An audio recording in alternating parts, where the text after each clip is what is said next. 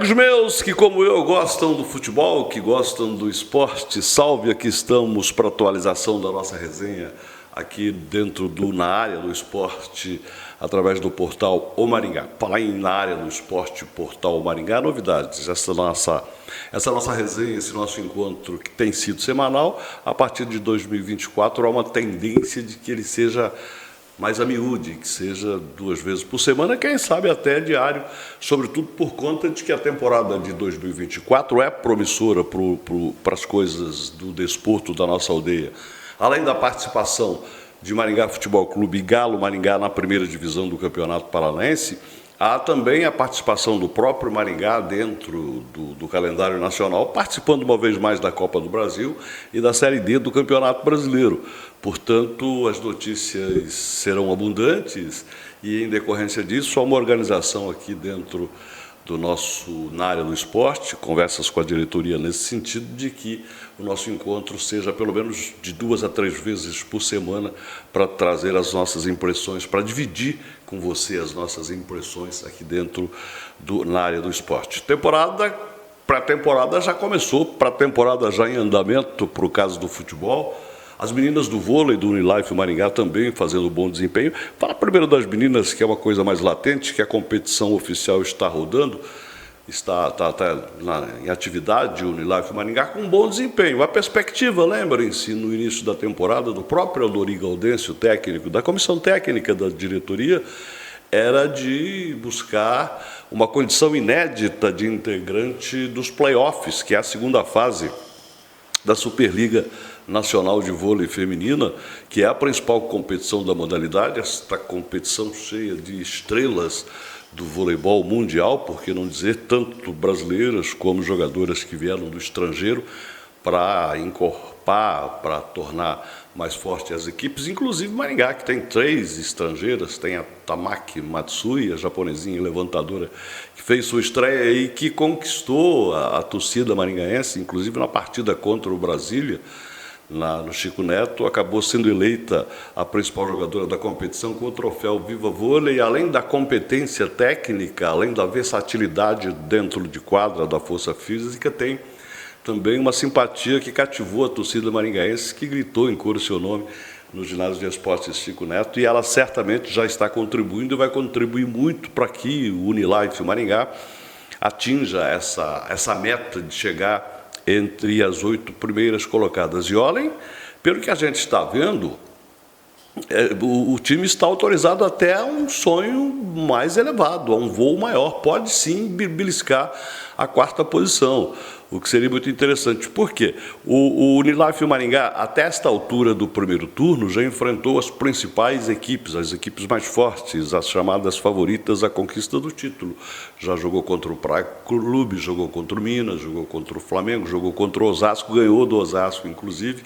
E isso dá para as maringatas, para as meninas maringaenses, uma condição confortável ali na busca da segunda parte da tabela. Atualmente está na 7ª colocação e tem uma sequência de jogos em casa que pode, inclusive, levar bem próximo da 4ª posição. Jogou contra o Brasília, agora neste sábado contra o São Caetano, e depois tem o Barueri também em casa. Sai para enfrentar a equipe do Pinheiros, depois volta a jogar em casa contra o Fluminense e contra o SESI Bauru. Portanto, esta sequência de partidas nos autoriza, em nível de projeção, entender que as maringaenses podem sim ficar ali bem próximas da 4ª posição, que seria além do que projetou a comissão técnica. Depois, é claro que tem um retorno, são jogos de ida e volta, e a meta é ficar entre as 8 primeiras colocadas, porque se isso acontecer, o time vai para a segunda fase e disputa os playoffs, não é? Por vaga nas semifinais da Superliga. Sonho alto? Claro que sim. A manutenção na elite da modalidade é a prioridade, a passagem para a segunda fase, digamos, uma segunda prioridade, mas por que não pensar num G4? Um sonho, quando sonhado por uma só pessoa, é só um sonho, mas quando sonhado por um grupo, passa a ser um objetivo. Tomara que as nossas meninas consigam isso. Então, em relação ao futebol, foi dada a largada para o torneio Paraná de Verão, torneio amistoso que envolve os dois times de Maringá, o Galo Maringá e o Maringá Futebol Clube, o PSTC de Alvorada do Sul e a equipe do Cianorte. Na estreia, o Maringá foi que abriu a competição, o Galo Maringá que abriu a competição, perdeu para o PSTC, tive a oportunidade de ver o jogo, coisas que ainda precisam ser corrigidas pelo Claudemir Sturion, coisas que naturalmente precisam ser corrigidas, dificuldades inerentes de uma largada de competição, mas dá para perceber que tem um grupo com condição sim, ali com algumas remodelagens, com alguns ajustes. O Claudemir Sturion certamente vai deixar esse time competitivo para a largada do Campeonato Paranaense em 17 de janeiro. O Maringá Futebol Clube, por sua vez, jogando no sábado contra o Cianorte, e aí as equipes ficam uma semana de folga de treinamento. O Galo nem tanto, o Galo joga no sábado também um jogo treino contra o Grêmio Prudente, em Presidente Prudente, e aí, no final de semana seguinte, a sequência desta competição. Os resultados, e a gente até observa isso no próprio depoimento do treinador do Galo Maringá e também dos jogadores, os resultados não são levados em consideração. Perdeu a estreia para o PSTC por 1-0, mas a competição serve sim para estes ajustes que nós já abordamos, e certamente vão ser muito úteis, porque, afinal de contas, as duas equipes têm paradas difíceis para a temporada de 2024 e elas começam jogando entre si. Muito curioso isso. A primeira rodada do Campeonato Paranaense, em 17 de janeiro, vai ser oposição do Galo Maringá e do Maringá Futebol Clube, não nesta ordem, porque pela tabela o Maringá Futebol Clube é o mandante, o Maringá Futebol Clube e Galo Maringá largando para este campeonato que promete ser muito estreito. Tem o favoritismo natural das equipes da capital, o Curitiba, mesmo caindo para a Série B do Campeonato Brasileiro, mas é uma equipe grande, e o Atlético, que é a menina dos olhos da Federação Paranaense de Futebol, afinal de contas, está na 4ª posição no ranking da CBF, isto não é pouca coisa, não é? O Atlético Paranaense é um dos grandes do futebol brasileiro e vem para este Paranaense, naturalmente, com a finalidade de aumentar o número de troféus em sua galeria. Não pensa diferente o Curitiba, e o Galo Maringá e o Maringá Futebol Clube entram também, se não na briga direta pelo título, pelo menos buscando qualificações para o calendário nacional, para repetir o que fez o Maringá em 2023. É o objetivo do Galo Maringá também, vaga na Série D do Campeonato Brasileiro e na Copa do Brasil, porque com este novo sistema, sabemos todos, são os estaduais que determinam.